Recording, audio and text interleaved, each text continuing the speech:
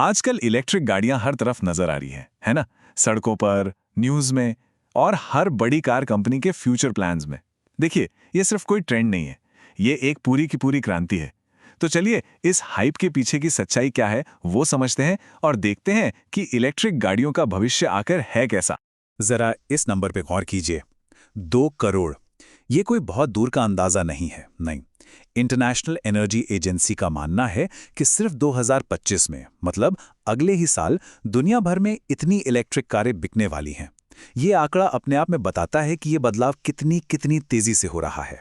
और देखिए, ये सिर्फ भविष्य की बात नहीं है, ये सब अभी हो रहा है। इसी वक्त ग्लोबल इलेक्ट्रिक व्हीकल मार्केट पहले से ही रॉकेट की रफ्तार से बढ़ रहा है। हम सब एक ऐसे ऐतिहासिक बदलाव को देख रहे हैं जो ऑटोमोबाइल की दुनिया को हमेशा हमेशा के लिए बदल कर रख देगा। तो हम कह सकते हैं कि ऑटोमोबाइल हिस्ट्री में हम एक टिपिंग पॉइंट पर आ गए हैं। एक ऐसा पॉइंट जहां इलेक्ट्रिक गाड़ियां अब सिर्फ कुछ खास लोगों की पसंद नहीं रहीं, बल्कि मेन स्ट्रीम बन रही हैं। चलिए देखते हैं कि ये सब हो कैसे रहा है। तो इसका मतलब क्या हुआ? मतलब ये कि बस 1 साल के अंदर ही दुनिया में बिकने वाली हर 4 नई गाड़ियों में से 1 से ज्यादा इलेक्ट्रिक होगी। सोचिए जरा, हर 4 में से 1। ये जो रफ्तार है ना, ये पहले कभी नहीं देखी गई, और ये दिखाती है कि ये बदलाव कितना बड़ा और गहरा है। तो सवाल ये है कि इस ग्लोबल रेवोल्यूशन को लीड कौन कर रहा है?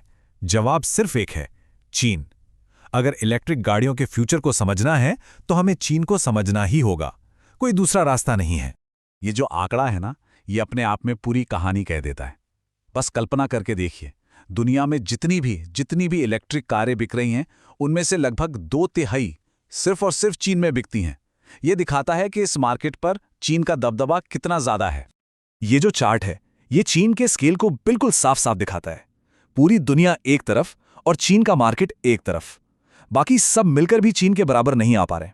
मतलब चीन इस गेम में सिर्फ एक प्लेयर नहीं है, वो तो पूरा का पूरा खेल का मैदान ही बन गया है, जो इस पूरी ईवी क्रांति को आगे बढ़ा रहा है।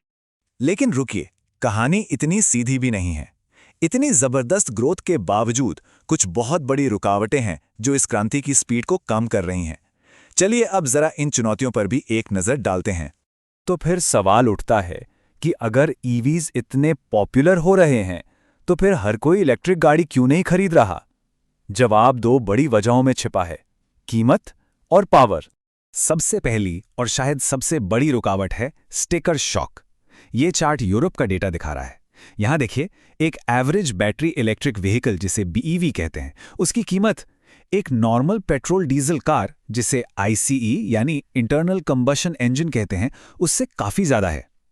ये जो शुरुआती खर्च है ना, यही कई लोगों के लिए सबसे बड़ी दीवार बन जाता है। और ये सिर्फ आंकड़ों की बात नहीं है, लोगों की सोच भी यही है। यूरोपियन कमीशन के एक सर्वे ने भी यही बात कही कि कीमत ही वो सबसे बड़ी वजह है जो लोगों को ईवी खरीदने से रोकती है। भले ही लंबे समय में ईवी चलाना सस्ता पड़े, लेकिन शुरू में जो इतना ज्यादा पैसा देना पड़ता है ना, वो एक बहुत बड़ी साइकोलॉजिकल और फाइनेंशियल दोनों तरह की रुकावट है। अब आते हैं दूसरी बड़ी चुनौती पर, पावर।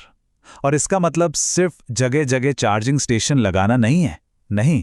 असली चैलेंज तो हमारे पूरे पावर ग्रिड को अपग्रेड करने का है, ताकि वो एक साथ लाखों करोड़ों गाड़ियों को चार्ज करने का लोड उठा सके। ये एक बहुत बड़ी इंजीनियरिंग पजल है। रिसर्चर्स का कहना है कि प्रॉब्लम सिर्फ बिजली बनाने की नहीं है। असली प्रॉब्लम ये पता लगाना है कि लोग कब और कहां अपनी गाड़ी चार्ज करेंगे। जरा सोचिए, शाम को जब सब लोग ऑफिस से घर लौटते हैं और एक साथ अपनी अपनी कारें चार्जिंग पर लगा देते हैं, तब ग्रिड पर कितना ज्यादा लोड पड़ेगा। ये जो अचानक बढ़ने वाली डिमांड है ना, इसी को मैनेज करना सबसे बड़ा सिरदर्द है। चलिए अब बात करते हैं हर इलेक्ट्रिक गाड़ी के दिल की, यानी उसकी बैटरी की। ये सिर्फ एक एनर्जी सोर्स नहीं है, ये तो टेक्नोलॉजी और जियोपॉलिटिक्स का एक नया बैटल ग्राउंड बन चुका है। यहां एक नाम याद रखना जरूरी है, LFP यानी लिथियम आयरन फॉस्फेट। ये बैटरी टेक्नोलॉजी गेम चेंजर साबित हो रही है, क्योंकि ये ईवीज को सस्ता बना रही है। और इसका राज क्या है? इसका राज ये है कि इसमें कोबाल्ट जैसे महंगे और विवादास्पद मिनरल्स का इस्तेमाल नहीं होता। तो मार्केट में 2 बड़ी बैटरी टेक्नोलॉजीज के बीच सीधी टक्कर है। एक तरफ है NMC बैटरी, जो यूरोप और अमेरिका में ज़्यादा पॉपुलर रही है। इसकी एनर्जी डेंसिटी ज़्यादा होती है, मतलब ज़्यादा रेंज मिलती है। और दूसरी तरफ है LFP, जो सस्ती है, ज़्यादा चलती है और उसमें कोबाल्ट भी नहीं है। चीन ने इसी LFP टेक्नोलॉजी पर अपना दांव लगाया और ये दांव उनके लिए ज़बरदस्त काम कर गया है। और यहीं से कहानी वापस चीन पर आ जाती है। देखिए, दुनिया की 75% से ज़्यादा LFP बैटरीज चीनी मैन्युफैक्चरर्स बनाते हैं। इस वजह से उन्हें सिर्फ कीमत में ही फायदा नहीं मिलता, बल्कि पूरी की पूरी ग्लोबल EV सप्लाई चेन पर एक ज़बरदस्त कंट्रोल मिल जाता है। तो इन सब चुनौतियों को देखते हुए आगे का रास्ता कैसा है? क्या ये क्रांति धीमी पड़ जाएगी? चलिए देखते हैं कि आने वाले 5 सालों में सरकारी नीतियां और नई टेक्नोलॉजी इस सफ़र को कैसे शक्ल देंगी। ये टाइमलाइन दिखाती है कि अब बदलाव को सरकारी नियमों से पुश किया जा रहा है। देखिए, 2025 में यूरोप के CO2 नियम और सख्त हो रहे हैं। 2026 में कैलिफोर्निया में नियम आ रहा है कि 35% नई गाड़ियां जीरो एमिशन होनी चाहिए। इन सब का मतलब यह है कि कार कंपनियों के पास अब इलेक्ट्रिक होने के अलावा कोई और ऑप्शन ही नहीं बचेगा। और इन्हीं नियमों की वजह से 2030 तक दुनिया में बिकने वाली लगभग आधी गाड़ियां इलेक्ट्रिक हो सकती हैं। और हाँ, टेक्नोलॉजी भी पीछे नहीं है। वो इन चुनौतियों के सॉल्यूशंस निकाल रही है, जैसे कि मेगावाट चार्जिंग। सोचिए, इलेक्ट्रिक ट्रक सिर्फ 15-30 मिनट में चार्ज हो जाए। या फिर बैटरी स्वैपिंग, जहां आप बस कुछ मिनटों में खाली बैटरी निकालकर फुल चार्ज बैटरी लगवा लेते हैं, बिल्कुल गैस सिलेंडर की तरह। और फिर हैं स्मार्ट ग्रिड्स, जो सारी EVs को एक बड़ी सी बैटरी की तरह इस्तेमाल करके पावर ग्रिड को स्टेबल बना सकते हैं।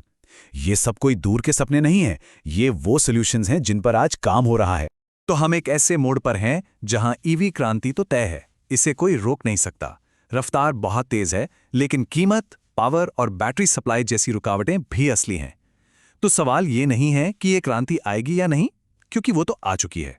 असली सवाल यह है, क्या दुनिया, क्या हमारा समाज, हमारा इंफ्रास्ट्रक्चर, हमारी पॉलिसीज इस जबरदस्त बदलाव के लिए तैयार हैं?